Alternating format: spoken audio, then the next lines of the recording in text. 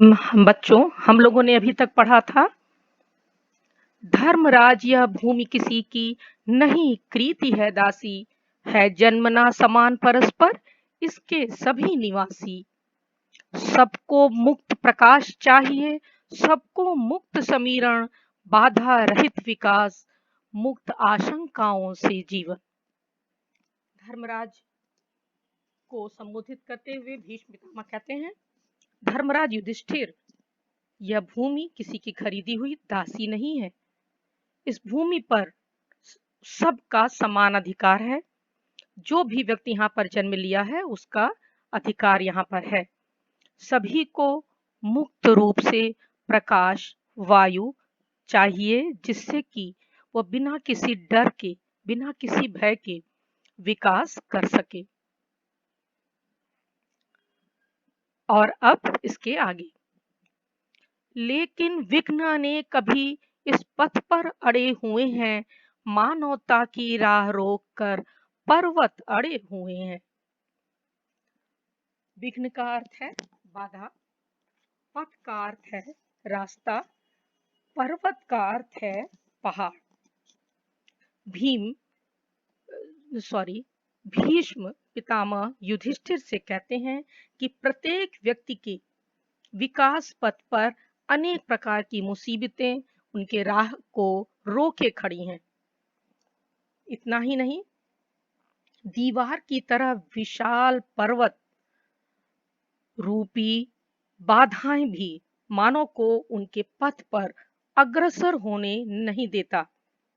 ये सभी विघ्न बाधाएं, मार्ग के रोड़े व विपत्तियों से मनुष्य को पार पाना होगा, तभी विकास संभव है। न्यायोचित सुख सुलभ नहीं, जब तक मानव को चैन कहाँ धरती पर, तब तक शांति कहाँ इस भव को। भीष्म पितामह के द्वारा युधिष्ठिर को दिया गया यह अंतिम उपदेश है। भीष्म कहते हैं, हे धर्मराज, लेकिन इस मार्ग में अनेक बाधाएं हैं।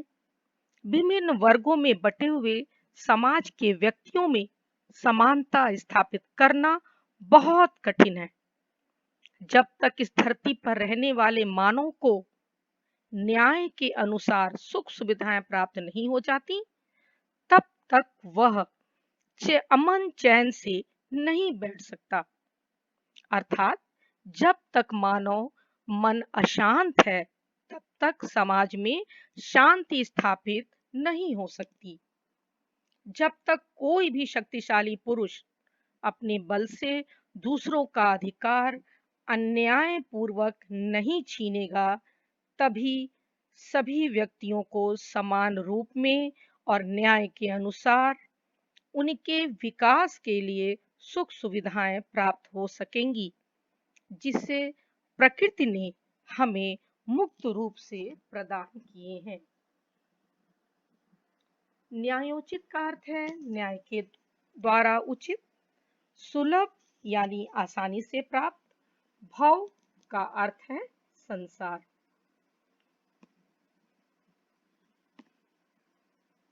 जब तक मनुज का सुख भाग नहीं सम होगा, शमित न होगा कोलाहल, संघर्ष नहीं कम होगा।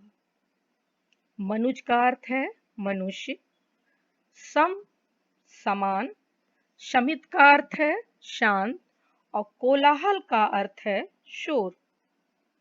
पितामह युधिष्ठिर से कहते हैं, जब तक प्रत्येक मनुष्य को एक समान अनुपात यानी एक रेशियो में उसका सुख भाग प्राप्त नहीं होगा, तब तक अन्याय के विरुद्ध मानवता के आंदोलन का शोर कम नहीं होगा।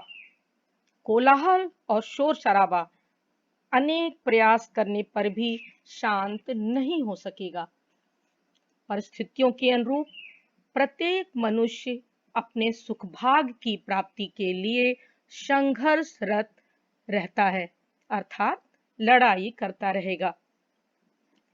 आज की कक्षा में बस इतना ही।